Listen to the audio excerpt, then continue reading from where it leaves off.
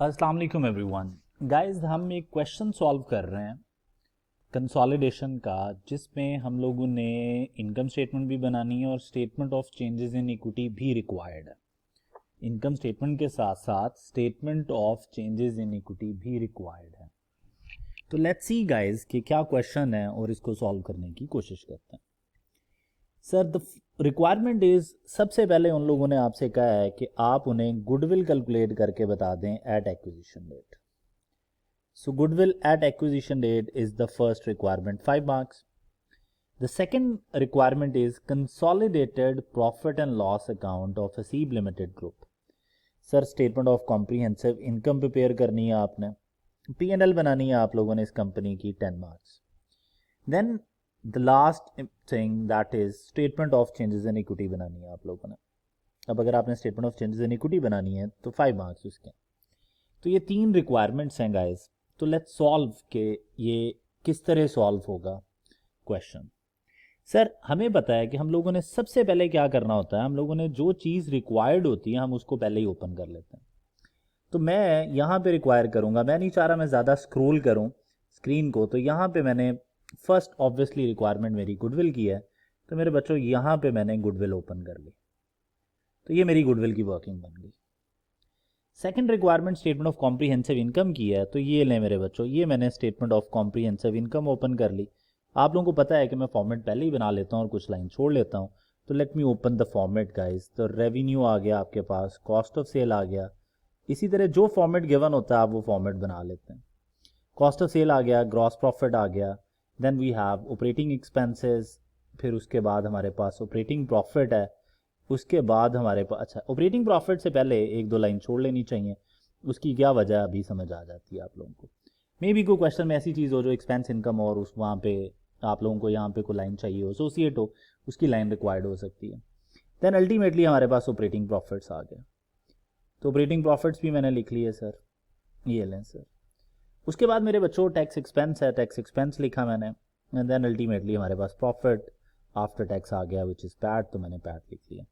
तो ये consolidated statement of comprehensive income का फॉर्मेट भी मैंने बना लिया। ऑब्वियसली आप लिखेंगे कि वैल्यूज़ आपकी थाउजेंड्स में और सारी की सारे जितने लवाजमात हैं वो आप कंप्लीट करेंगे।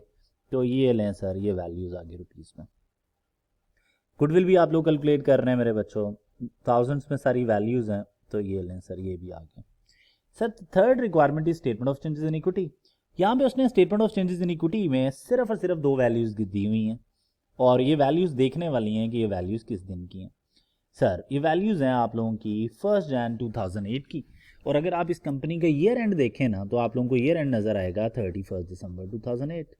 इसका मतलब है मेरे बच्चों, ये साल के स्टार्ट की बैलेंसेस गिवन है, शेयर कैपिटल का भी और रिटेन अर्निंग्स का भी। Okay, let me open the format, उसके बाद देखते हैं कि करना क्या है सर। तो मैंने यहाँ पे क्या किया, मैंने statement of changes in equity का फॉर्मेट बना लिया। यहाँ पे मैंने statement of changes in equity का फॉर्मेट बना लिया।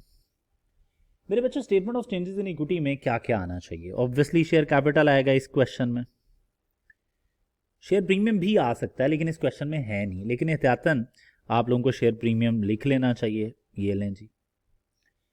बाकी बेहतर तरीका क्या है, कुछ ना लिखें जो नहीं है, उसके लिए लाइन छोड़ लें, कॉलम छोड़ लें शेयर प्रीमियम का। Then we have retain earnings मेरे बच्चों, फिर हमारे पास रिटेन अर्निंग्स आ जाती हैं। यहाँ पे पेरेंट की इक्विटी का एक टोटल कॉलम बना सकते हैं आप, और अल्टीमेट जो कॉलम है दैट इज एनसी है सर, ये लें सर, और फिर एक और टोटल का कॉलम बन सकता है। टोटल के कॉलम्स मैंने नहीं बनाए, शेयर कैपिटल मैंने बनाया, रिटेन अर्निंग्स मैंने बनाई, और एनसीए भी बना लिया। अब मेरे बच्चों, यहाँ पे पेरेंट की इक्विटी का टोटल है सर, ये लिख सकते हैं आप, पेरेंट इक्विटी टोटल। इसका मतलब ये है कि यहाँ पे 20 है, यहाँ पे 10 है, तो ये 30 आ जाएगा। एनसीए अगर 5 हुआ तो ये टोटल 35 आ जाएगा सर। तो ये आप लोगों के पास टोटल इक्विटी आ गई, ठीक हो गया। अब मेरे बच्चों, एक एनसीए का कॉलम है, तो ये जी आप लोगों ने कुछ कॉलम्स बनाने थे, तो ये कॉलम्स बन गए, तो ये एनसीए का कॉलम भी बन गया। अच्छा सर, ये कॉलम बना लिए, अब आगे क्या करना है सर? कुछ नहीं करना आगे सर, अब क्वेश्चन को सॉल्व करना शुरू करते हैं। जिधर की चीज़ हुई उधर एडजस्ट कर लेंगे सर। ओके सर, डन है sir. Mister Haseeb limited acquired 75% of MS Saqib limited on 30 सितंबर 2008। तो इसने 30 सितंबर 2008 में एक्वायर किया for 12 million by paying immediately ₹10 million to the former owners. लें जी सर, पे का बाई कब किया, वेरी इंपॉर्टेंट सर, 30 सितंबर पे बाई किया सर 2008 पे। What is your year and 31 दिसंबर 2008। तो ड्यूरिंग द ईयर एक एक्विजिशन है, सिर्फ 6 माह पहले एक्विजिशन हुई है सर, सॉरी 3 माह पहले, 3 माह पहले। इसका मतलब है 30 सितंबर, अक्टूबर, नवंबर, दिसंबर, ये कंपनी साकिब लिमिटेड सिर्फ और सिर्फ 3 माह के लिए हमारी सब्सिडरी रही। तो मेरे बच्चों आपको पता ही है कि अगर 3 माह के लिए सब्सिडरी रही है तो फिर हमें क्या करना चाहिए, पूरी इनकम स्टेटमेंट को हमें सिर्फ 3/12 के लिए कंसोलिडेट करना चाहिए। ओके सर, 3/12 कंसोलिडेट करना है सर, कितना पे किया आपने? ओके गाइज, अब हमने 12 मिलियन टोटल में बाई किया है, जिसमें से 10 मिलियन हमने फ़ौरन पे कर दिया। अब हमें पता है जो हमने फ़ौरन पे किया है उसकी कंसिडरेशन हमने एज इट इज़ लेनी होती है, तो इसकी कंसिडरेशन तो आपने एज इट इज़ ले लेनी है सर। तो इसकी कंसिडरेशन एज इट इज़ आ जाएगी, जो इमीडिएट पे किया है ये अमाउंट आ रही है आपकी 10,000 सर, तो ये 10,000 आ गई सर। मिलियंस में बात हो रही है सर, डन हो गया sir. What's next sir, millions में ऊपर 3 जीरो हैं तो 10,000 आ गया। एंड एग्री टू पे a balance amount after 1 year. Sir इसमें से जो 2 मिलियन है आपने पे करना है 1 साल बाद, तो आपको पता है इसकी हमें क्या लेनी चाहिए, प्रेजेंट वैल्यू लेनी चाहिए। तो ये मैंने present value of deferred consideration ले ली। तो present value of deferred consideration मेरे बच्चों कितनी आएगी, कैलकुलेट कर लेते हैं यार। तो ये अमाउंट आएगी यहाँ पे हमारे पास 2,000 आपने बैलेंसिंग अमाउंट पे करनी है, इनटू डिस्काउंट फैक्टर आप लगाएंगे विच इज़ आपके पास गिवन है, प्रेजेंट रेट 12% पे लेंगे आप लोग। तो सर सिंपल 12% पे प्रेजेंट वैल्यू ले लें, 1.12 रेज टू पावर माइनस, कितने साल बाद पे करेंगे हम लोग, आफ्टर 1 ईयर है तो -1 कर लेंगे सर। तो सर ये आपकी प्रेजेंट वैल्यू आ गई, कितनी आ रही है सर, ये आ रही है 1786। तो ये जी आपकी टोटल कंसिडरेशन आ गई। This is the total consideration जो कि आपने लेनी है गुडविल की कैलकुलेशन में। अब मेरे बच्चों जब आप डेफर्ड कंसिडरेशन, कैश तो जो पे हो गया, डेबिट इन्वेस्टमेंट क्रेडिट कैश हो गया सर, ये जो है ये प्रेजेंट वैल्यू डेफर्ड, इसकी डबल एंट्री होती है debit investment credit deferred liability, इसकी डबल एंट्री होती है debit investment credit deferred liability. तो मेरे बच्चों debit investment credit deferred liability तो कर लिया 1786 के साथ, क्या पड़ा हुआ था कि जब हम लोग प्रेजेंट वैल्यू पे रिकॉर्ड करते हैं तो हमें इसकी अनवाइंडिंग करनी पड़ती है। तो 3 माह हो गए हैं इस डेफर्ड लायबिलिटी को रिकॉग्नाइज किए हुए, तो इसका मतलब ये है कि इन 3 माह की क्या होनी चाहिए, अनवाइंडिंग होनी चाहिए sir. You need to unwind this liability for 3 months. अब मुझे इसको अनवाइंड करना है सर। ओके सर, अनवाइंड कर देते हैं सर। यहाँ पे आया मैंने अनवाइंडिंग की डबल एंट्री बनानी है। डेबिट होता है इंटरेस्ट एक्सपेंस, ये लें सर, और क्रेडिट होता है आपका डेफर्ड लायबिलिटी। अमाउंट कितनी आनी है, लेट्स सी जी कि अमाउंट कितनी आनी है आप लोगों की। So the first amount is, liability थी 1786, 1786 के ऊपर 12% लगेगा और सिर्फ 3/12 होगा। सर 3 माह हुए हैं अभी, तो इसलिए 3 माह के लिए ये काम करेंगे। तो बच्चों ये आ रहा है 53.58, मैं इसको 54 ले रहा हूँ। तो अनवाइंडिंग जो है मेरे बच्चों, डेबिट आप इंटरेस्ट एक्सपेंस करेंगे 54 से, क्रेडिट करेंगे आप डेफर्ड लायबिलिटी 54 से। ये आप लोगों ने डबल एंट्री पास करनी है। लॉजिकली तो इसे फाइनेंस कॉस्ट में लेके जाना है, लेकिन यहाँ पे फाइनेंस कॉस्ट का हेड कोई नहीं, तो मैं इसको लेके जा रहा हूँ ऑपरेटिंग प्रॉफिट के हेड में, ये ऑपरेटिंग एक्सपेंसेस में लेके जा रहा हूँ। तो 54 मेरे बच्चों। अब मैंने इसकी पोस्टिंग करनी है, इंपॉर्टेंट है। तो सर ये 54 इधर आ गया सर, ये 54 आपका एक्सपेंस है। मैंने रूल सिखाया हुआ है कि जो पेरेंट के एक्सपेंसेस होते हैं वो सिर्फ इनकम स्टेटमेंट में लेके जाएं, और जो सब्सिडरी की इनकम एक्सपेंसेस होते हैं पोस्ट वाले, वो इनकम स्टेटमेंट के साथ साथ एनसीए के शेयर में भी लेके जाएं। ठीक हो गया सर, ये रूल है। अब ये पेरेंट का एक्सपेंस है तो मैं 54 सिर्फ और सिर्फ इनकम स्टेटमेंट में लेके गया। सर क्या इसका गुडविल से कोई ताल्लुक नहीं? सर गुडविल एक्विजिशन डेट पे कैलकुलेट होती है। एक्विजिशन डेट पे आपने जो वैल्यू लेनी थी, प्रेजेंट वैल्यू ले ली, बाद की मूवमेंट्स इनकम स्टेटमेंट में जाती हैं, पीएनएल में पोस्ट एक्विजिशन है, उसका कोई ताल्लुक नहीं है आपकी गुडविल की कैलकुलेशन से। Okay sir, done sir. ये deferred liability balance sheet item है, बैलेंस शीट बना रहे होते तो ले जाते, बना ही नहीं रहे तो इंटरेस्ट एक्सपेंस हमने लिखना था, लिख लिया। Okay sir. What's next sir, discount rate given था 12%, profit and loss for the whole year given है, तो इसका मतलब है मैंने सिर्फ 3 मंथ्स के लिए कंसोलिडेट करनी है। एंड पे करते हैं सर। आगे मेरे बच्चों क्या है, आगे गिवन है सब्सिडरी का शेयर कैपिटल भी गिवन है, सब्सिडरी की रिटेन अर्निंग्स भी गिवन है। अगर आप लोग गौर करो तो अब ये जो शेयर कैपिटल है, ये जो रिटेन अर्निंग्स हैं, ये किस दिन की हैं, वेरी इंपॉर्टेंट, ये 1 जनवरी 2008 की हैं। मेरे बच्चों आपने कंपनी को बाय किया था, आपने कंपनी को बाय कब किया था? सर आपने तो कंपनी को बाय किया हुआ सिर्फ 3 माह पहले। आपने बाय किया है 1 अक्टूबर पे या 30 सितंबर पे। सर 30 सितंबर 2008 एग्जैक्ट एक्विजिशन डेट है। सर आपको कंपनी का शेयर कैपिटल चाहिए, सब्सिडरी का शेयर कैपिटल इधर का चाहिए, प्री वाला होता है, गुडविल की कैलकुलेशन में लेके जाना है। आपको रिटेन अर्निंग्स भी इधर की चाहिए सर, लेकिन वो रिटेन अर्निंग्स और शेयर कैपिटल दे रहा है 1 जनवरी 2008। इसका मतलब है ये शेयर कैपिटल ये सारा प्री है, लेकिन सर शायद इन 6 माह में, शायद इन 9 मंथ्स में कोई एडजस्टमेंट आई हो। तो सर शेयर कैपिटल में कोई एडजस्टमेंट नहीं है, तो शेयर कैपिटल तो सारा का सारा प्री है। तो मैंने क्या करना है, मैंने सब्सिडरी के नेट एसेट्स उठाने हैं सर। यहाँ पे सब्सिडरी नेट एसेट्स हम लिखते हैं, उन सब्सिडरी नेट एसेट्स में शेयर कैपिटल सर आप लोगों का आ जाएगा, सब्सिडरी का सारा शेयर कैपिटल आ जाएगा। और वो कितना है सर, एग्जैक्टली शेयर कैपिटल है 5000। तो ये मेरे बच्चों मैंने 5000 एज इट इज़ ले लिया, ये 5000। रिटेन अर्निंग सारी की सारी 7500 ये 1 जनवरी 2008 की हैं। तो सर ये सारी की सारी रिटेन अर्निंग्स फ्री हैं, लेकिन सर इसमें कुछ और भी हैं, कुछ और ऐड होनी, ये 9 मंथ्स का प्रॉफिट ऐड होना। सर वो भाईजान क्या कह रहे हैं, वो भाईजान कह रहे हैं कि ये जो प्रॉफिट है ये इवनली इक्रू हो रहे हैं throughout the year. Evenly accrue throughout the year होने का मतलब है कि ये जो प्रॉफिट है इसमें से आप 9/12 उठा सकते हैं। सर इसमें से 9/12 फ्री हैं क्योंकि एक्विजिशन डेट से पहले 9 माह थे, और 3/12 जो है वो पोस्ट है। तो मुझे क्या करना चाहिए मेरे बच्चों, 400 का 9/12 300, तो सर 7500 तो है ही प्री, साथ में ये 300 भी एक्स्ट्रा प्री हैं, ये भी प्री हैं। तो सर मुझे क्या करना चाहिए, रिटेन अर्निंग जो गिवन थी वो 7500 थी, 7500 थी रिटेन अर्निंग, और साथ में ये 300 भी ऐड हो जाएंगी, तो मेरी टोटल रिटेन अर्निंग जो मैं इसमें यूज़ करने वाला हूँ दैट इज़ 7800, ये प्री थी। प्री रिटेन अर्निंग्स भी आ गई। Okay sir, what's next sir? आगे मेरे बच्चों ये share capital share premium retain earnings है, मैं अभी समझाता हूँ इसका क्या करना है। Obviously statement of change in equity में लेके जाएंगे, लेकिन कैसे क्यों वो अभी समझ लेते हैं। The following information is also available.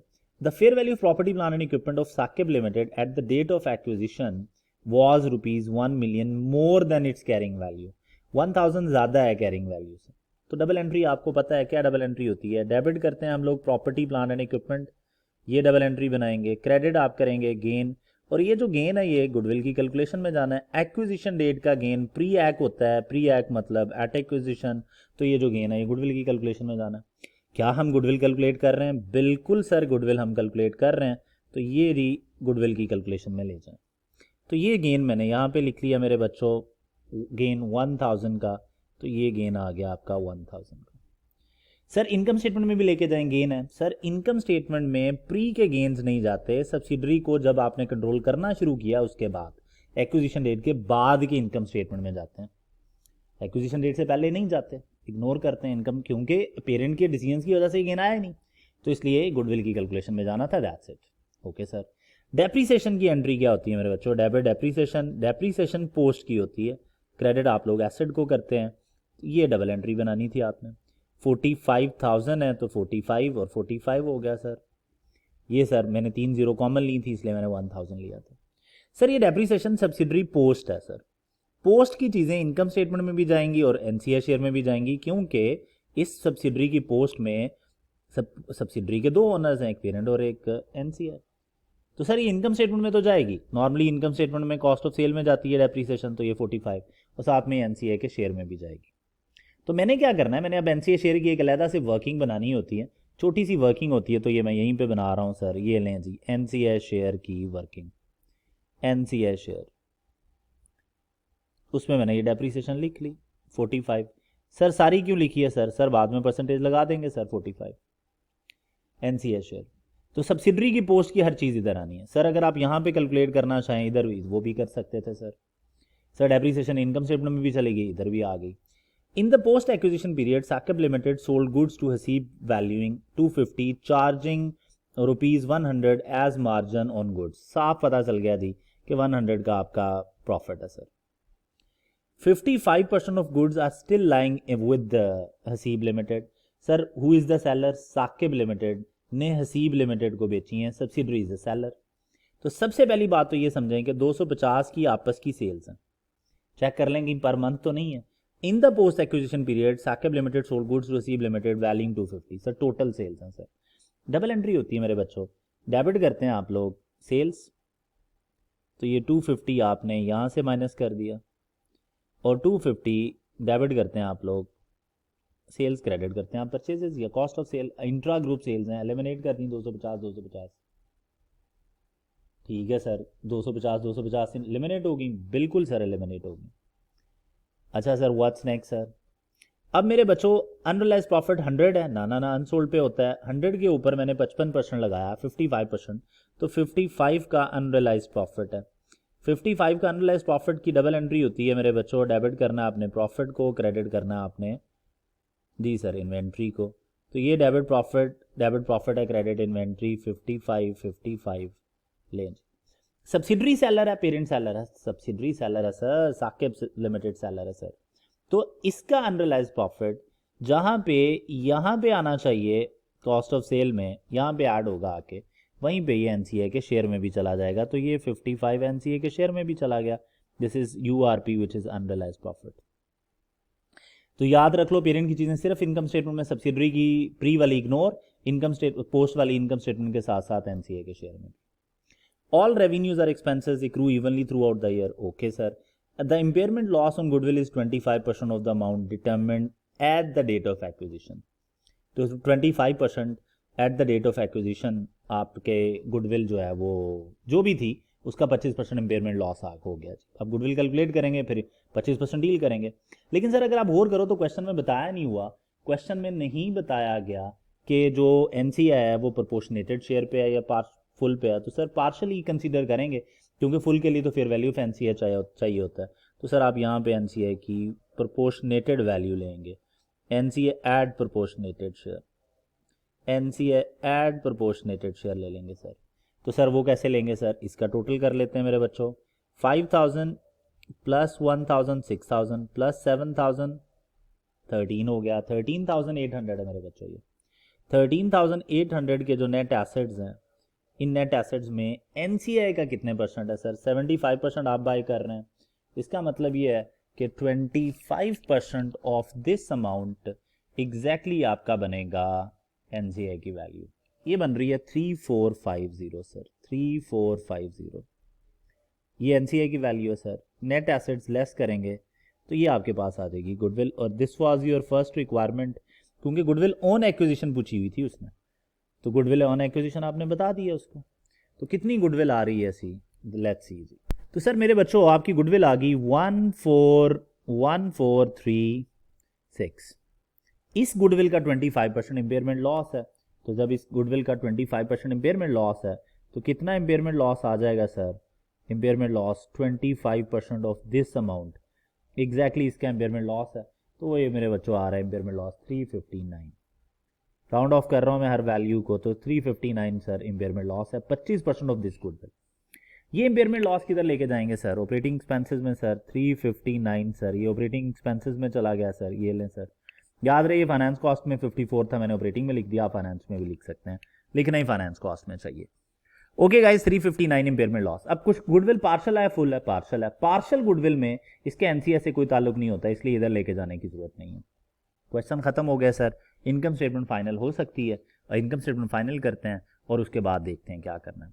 Sir मेरे बच्चों रेवेन्यू, पेरेंट का रेवेन्यू आपने एज इट इज लेना है। तो let me change the colour of this pen.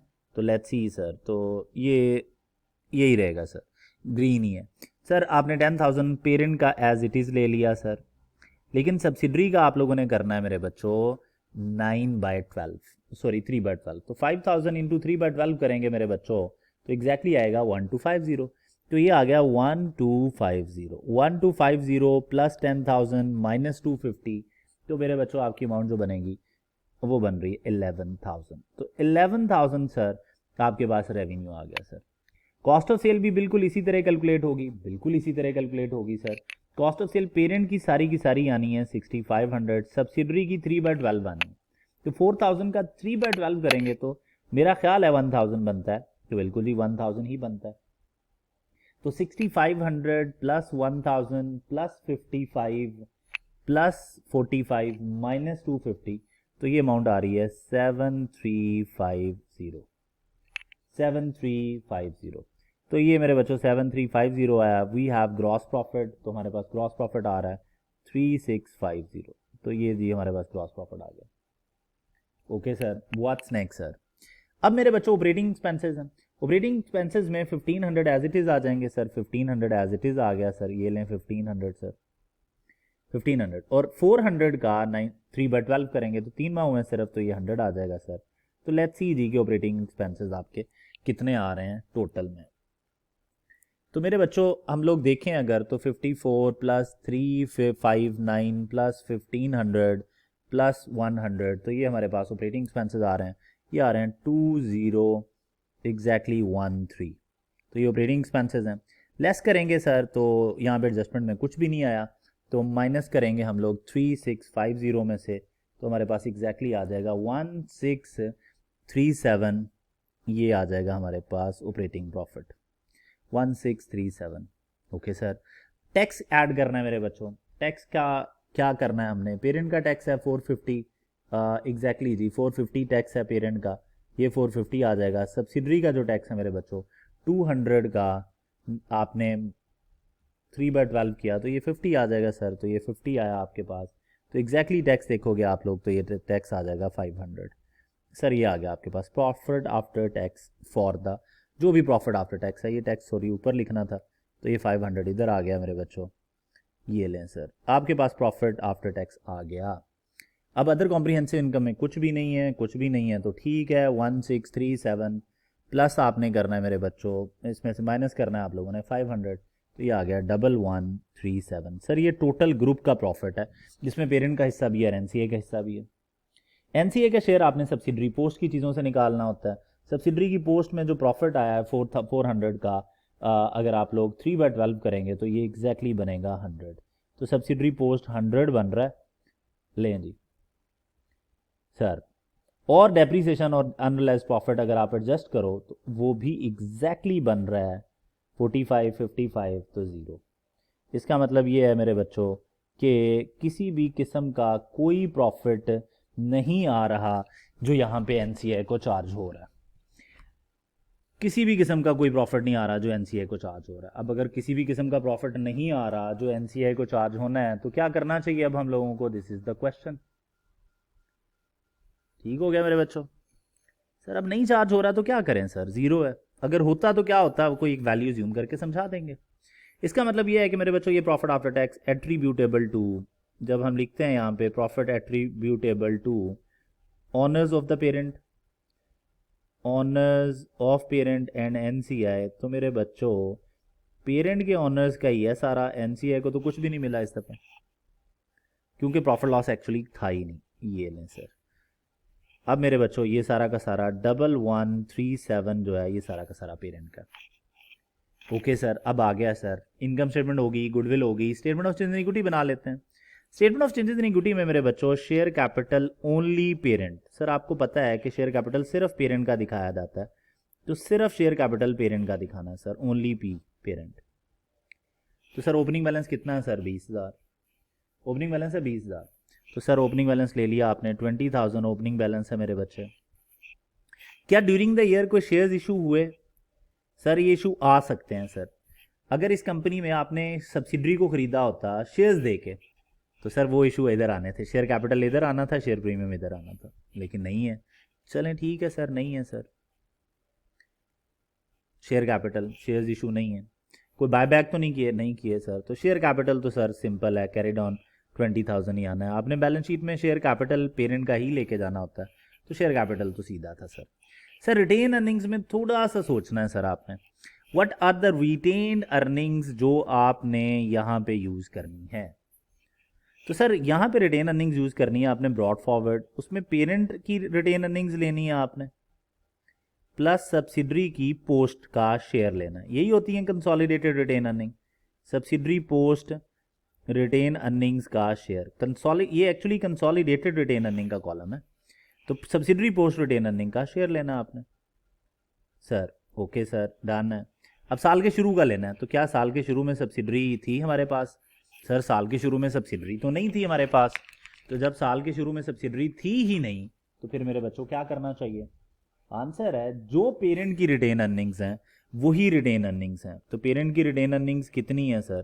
Parent की रिटेन अर्निंग्स जो अपनी है वो ये 15,000 है पेरेंट की साल के शुरू की, प्लस इसमें हमने क्या करना है मेरे बच्चों, प्लस इसमें हम लोगों ने देखना है कि नेक्स्ट क्या है सर। जी सर, प्लस ये पेरेंट की पूरी रिटेन अर्निंग्स ओपनिंग है, ओपनिंग गिवन है, तो ये 15 का 15,000 कंसोलिडेटेड रिटेन अर्निंग आ जाएंगे। सर अगर सब्सिडरी पिछले साल से एक्वायर की होती तो सर सब्सिडरी का पोस्ट रिटेन अर्निंग साल के स्टार्ट तक का ब्रॉड फॉरवर्ड तक का ले लेते, अभी अगले क्वेश्चंस में आ जाएंगे सर ये भी। तो 15,000 कंसोलिडेटेड रिटेन अर्निंग्स आपकी 15,000 है। अच्छा सर आपकी रिटेन अर्निंग्स भी आ गई सर, अब आगे क्या करना है सर? टोटल का कॉलम बनाना है, तो बना लें सर, ये लें टोटल का कॉलम सर। टोटल कितना आ गया? 35,000 सर। क्या साल के शुरू में एनसीए थी? सर साल के शुरू में नहीं थी, एनसीए ड्यूरिंग द ईयर आपने खरीदी है सर। डन है सर। अब आपके पास यहाँ पे भी एक टोटल आ गया, और वो टोटल कितना है आपके पास? एग्जैक्टली 35 ही आ रहा है। तो सर ये लें, ये 35,000 टोटल आ गया। अब मेरे बच्चों व्हाट्स नेक्स्ट? सर इस दफ़ा आपने कितना प्रॉफिट पेरेंट को दिया और कितना एनसीआई को दिया sir? Sir profit after tax attributable जो है, प्रॉफिट आफ्टर टैक्स, प्रॉफिट इनके हिस्से में जो आया है profit for the year, profit for the year लिखे, पैट लिख दिया मैंने। सर पेरेंट के हिस्से में आया 1137, तो सर पेरेंट के हिस्से का लिखें यहाँ पे 1137 सर, ये पेरेंट के हिस्से का लिख दिया आपने 1137। Okay sir. अब जो एनसीए के हिस्से का है वो कोई भी नहीं है सर, 1137 टोटल में भी यही आया। एनसीए के हिस्से में इस साल नहीं है यार, जो होता वो इधर आ जाता सर, जो होता वो इधर आता। Sir sometimes total comprehensive income भी होती है सर, और पैड भी होता है, फिर क्या करना है sir? This is the question sir, फिर क्या करना है मेरे बच्चे? फिर क्या करना है सर? फिर टोटल कॉम्प्रीहेंसिव इनकम लिख देनी है एनसीए में, टोटल कॉम्प्रीहेंसिव इनकम लिखनी है, तो टोटल कॉम्प्रीहेंसिव इनकम देनी है आपने। अभी प्रॉफिट है, प्रॉफिट्स हैं, अगले क्वेश्चंस में टोटल कॉम्प्रीहेंसिव इनकम भी आ जाएंगी, तो ये मेरे बच्चों आपने कर दिया। Okay sir, what's next sir? इसके अलावा भी कुछ है सर, ड्यूरिंग द ईयर एक एनसीआई है ना, तो इसका मतलब ये है कि जो कंपनी आपने एक्वायर की है इस साल उसका जो भी एनसीआई है वो आपने लिखना है। तो acquisition during year, acquisition of subsidiary during the year. Sir NCI ये वैल्यू है sir, this is the value of NCI जो एक्विजिशन डेट पे आई है। ये फेयर वैल्यू पे हो सकती है, प्रोपोर्शनेटेड शेयर पे हो सकती है, 3450, तो ये आप लोगों ने लिख दिया एनसीआई में 3450 प्रोपोर्शनेटेड वैल्यू। फेयर वैल्यू होती थी, फेयर वैल्यू आ जाती। सर इसके अलावा कोई ट्रांजैक्शन? सर इसके अलावा कोई ट्रांजैक्शन नहीं है।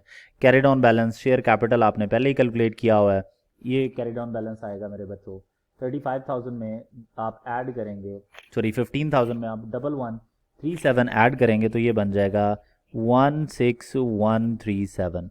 ये आ गया सर।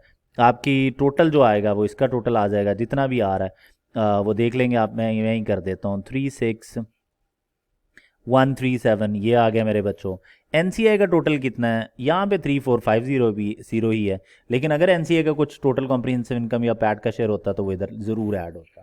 3450 सर, क्लोजिंग बैलेंस ये लें जी, जो भी आ रहा है सर, ये 1137 है, ये 3450 है, और इसका टोटल इधर लिख लेंगे। That's it guys, thank you so much.